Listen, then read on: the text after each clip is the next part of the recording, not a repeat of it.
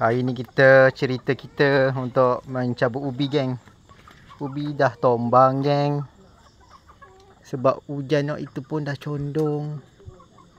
Sebab hari hujan tadi lebat sangat, geng. Jadi kita potonglah batang dia, geng. Masya Allah lah keras, geng. Oh, mak. Nasi tahi. Oh, mas baik tak jatuh, geng. Kita tengoklah isi dia, geng.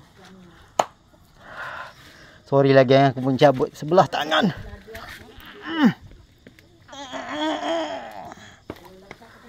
Walau weh. Ada 2 biji, 3 biji, 4 biji, geng. Ada 4 biji je. Itulah isi dia, geng. Bolehlah buat sayur kata mak aku, geng.